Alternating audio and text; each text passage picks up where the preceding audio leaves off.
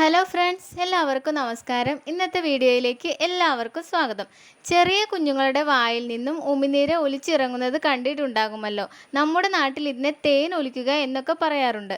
എന്തുകൊണ്ടാണ് ഇങ്ങനെ വരുന്നത്, ഇത് നോർമൽ ആണോ എന്നതിനെക്കുറിച്ചാണ് ഇന്നത്തെ വീഡിയോയിൽ പറയുന്നത്.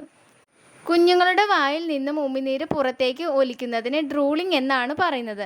ചിലപ്പോൾ കുഞ്ഞ് തുപ്പൽ പതപ്പിക്കുന്നതും കണ്ടിട്ടുണ്ടാകും. ഇതെല്ലാം സാധാരണയാണ്. കുട്ടികൾക്ക് 2 വയസ്സാകുന്നത് വരെയൊക്കെ ഇങ്ങനെ വരാറുണ്ട്. 2 വയസ്സിന് ശേഷവും കുഞ്ഞിന് ഇങ്ങനെ ഉണ്ടെങ്കിൽ നിങ്ങൾ കുഞ്ഞിനെ ഒരു ഡോക്ടറിനെ കാണിക്കണം. ആദ്യ മാസങ്ങളിലൊക്കെ ചെറിയ രീതിയിലാവും ഇങ്ങനെ ഉണ്ടാവുന്നത്. എന്നാൽ ഓരോ മാസങ്ങൾ കഴിയുന്തോറും ഇത് കൂടി വരുന്നതാണ്. ഇത് പേടിക്കേണ്ടതില്ല. 2 വയസ്സ് വരെയുള്ള എല്ലാ കുട്ടികൾക്കും ഇങ്ങനെ വായിൽ നിന്നും ഉമിനീര് ഒലിച്ചിറങ്ങുന്നത് കോമൺ ആയിട്ടുള്ള കാര്യമാണ്. അതിനെ നിങ്ങൾ സീരിയസ് ആയി എടുക്കേണ്ടതില്ല. എന്നാൽ 2 വയസ്സിന് ശേഷവും ഇങ്ങനെ ഉണ്ടെങ്കിൽ നിങ്ങൾ അത് സീരിയസ് ആയി എടുക്കുകയും കുഞ്ഞിനെ ഒരു ഡോക്ടറെ കാണിക്കുകയും ചെയ്യണം. കുഞ്ഞുങ്ങളുടെ വായിൽ നിന്നും ഇങ്ങനെ ഉമിനീര് ഒലിച്ചിറങ്ങുന്നതിൻ്റെ കാരണം എന്താണെന്ന് നോക്കാം.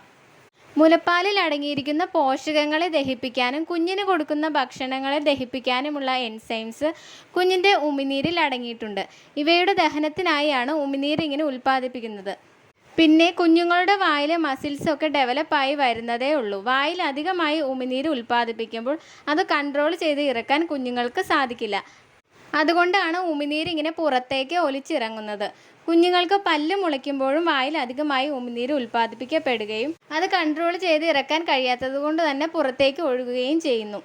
കൂടാതെ കുഞ്ഞിൻ്റെ വായും ചുണ്ടും ഡ്രൈ ആവാതിരിക്കാനും ഇങ്ങനെ ഉമിനീര് വരുന്നതിലൂടെ സാധിക്കുന്നു.